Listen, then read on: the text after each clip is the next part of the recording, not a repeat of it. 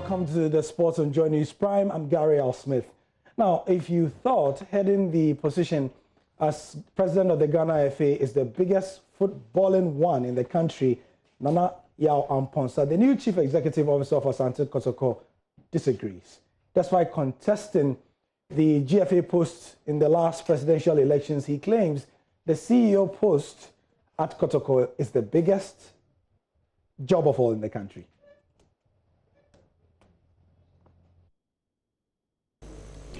Nana Yaw Amponsah was appointed Chief Executive Officer of Kotoko last week, Friday, as a candidate for the GFA presidential elections last year. There are claims that he took up the role to advertise himself for the FA presidency in the next elections. But he claims occupying the position of Kotoko as its CEO is much bigger than the position of the GFA president. I see Asante Kotoko, and no disrespect to the Ghana Football Association presidential position that I aspire to occupy. Kotoko for me is the biggest of responsibility.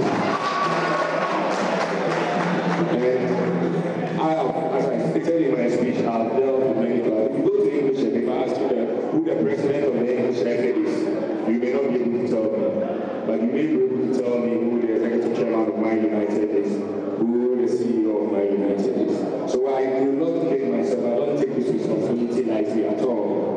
In terms of new development, as I said in my speech, it is the foundation on which we are going to build the superstructure of the nation. Kotoko has struggled to compete against the best teams in the continent, but for Mr. Amponsah, the Porcupines are in the top 3 teams in Africa and is envisioning leading them to participate in the FIFA Club World Cup. Thank you for the question. There isn't anything that I'm going to do at Kotoko that has not been done before. Past management, from time immemorial, since the inception of this club, have done various things, have achieved various levels. I am here to put all the pieces together. And it will elate me to see Kotoko play at the World Club Championships. Nana Yaw Amponsah began work as CEO of Kotoko today. He has 3 years mandate to steer the affairs of the record Premier League champions.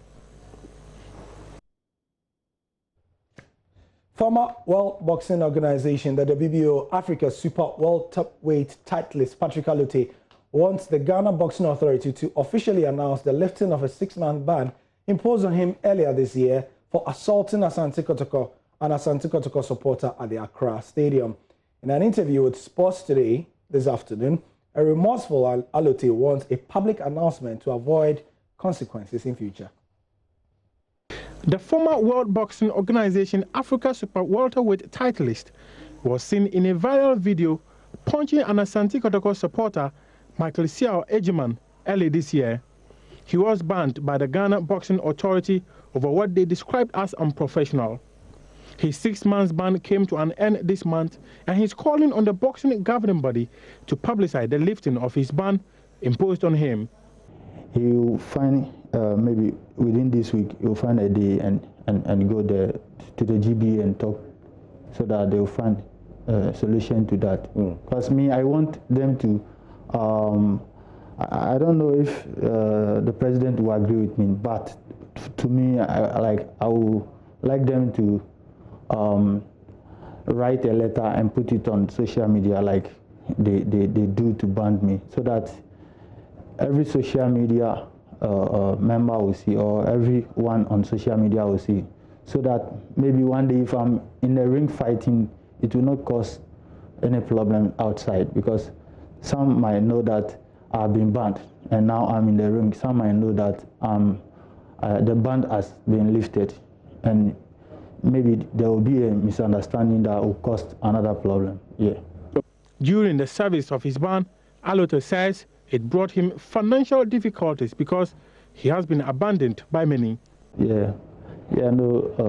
Actually financially I've been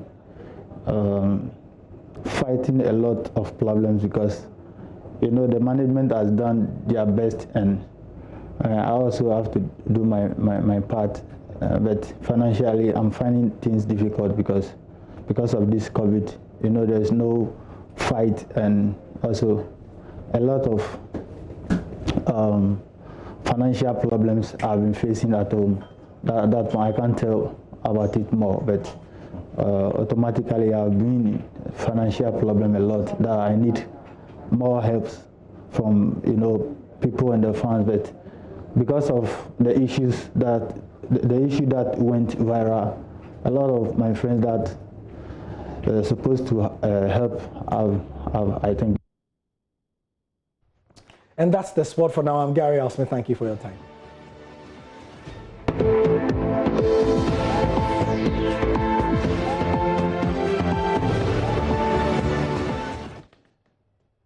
Welcome to the sport. I'm Gary Al Smith. This is the second part, and the board chairman of the club licensing committee, Dr. Kwame Banu-Akon, wants Kotoko to be the blueprint for other football clubs in the country to emulate. According to him, the Porcupines have the required personnel to be a model club.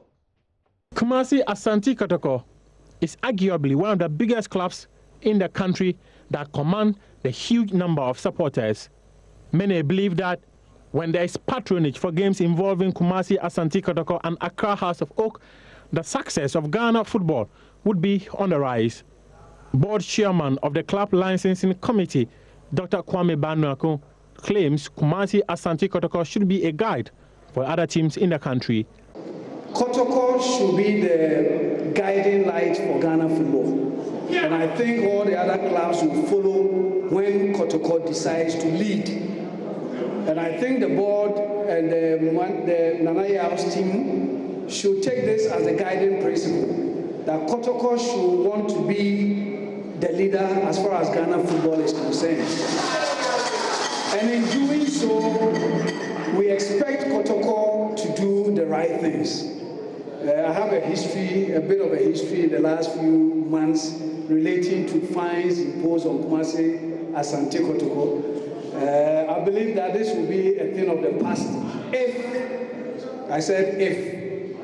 if Kotoko decides to do what is expected of it. And I have no doubts in my mind that this current board has the acumen and the ability to ensure that Kotoko takes up the leadership mantle in Ghana football. Hypothetically, there are claims that Kumasi Asante Kotoko have got about 8 million supporters. Kwame Banu-Akon believes the Porcupine Warriors should be the stepping stone for the success of Ghana football. One of the main objectives of the licensing board at the FA is to make sure that the clubs are run professionally, the game is professionalized, commercialized as well. And I believe what we are witnessing today is a step in the right direction for arguably the biggest club in Ghana. I would like to say that as an FA board, we believe that if Kotoko succeeds, the Ghanaian game also succeeds. He was speaking at the Nana Mponsa unveiling on Friday, and he's one of many who have spoken afterwards. So on our Instagram, Joy Sports GH, we've got a roll of who has been speaking. Now, this is Malami Aya, former Black Stars player. He is not entirely happy. He says Nana Mponsa has no experience to be Kotoko CEO. George Amoako is far better than him. He says a team like Kotoko should not employ an inexperienced person like him because he could not even handle a small team like Kumasi Corners. But Evelyn Isiansari, who is part of the board of Kotoko, says she's given her full support to him to do the needful. This current Asante Kotoko has moved from just value for money to sustainability. Malik Jaber says we should not be saying we want to catch the Europeans or Arabians. People should understand that we can, but it is going to take time with the new administration. Oduro Nyako says he believes that Nana Mponsa will take Kotoko to the promised land if given the nod, as he's been given. He says he only prays that God will give him the strength and wisdom to run the club, and he's happy for him.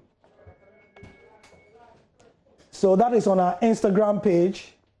That's at Joy Sports GH, and I'm Gary Al Smith with the sport. Let's do this again tomorrow.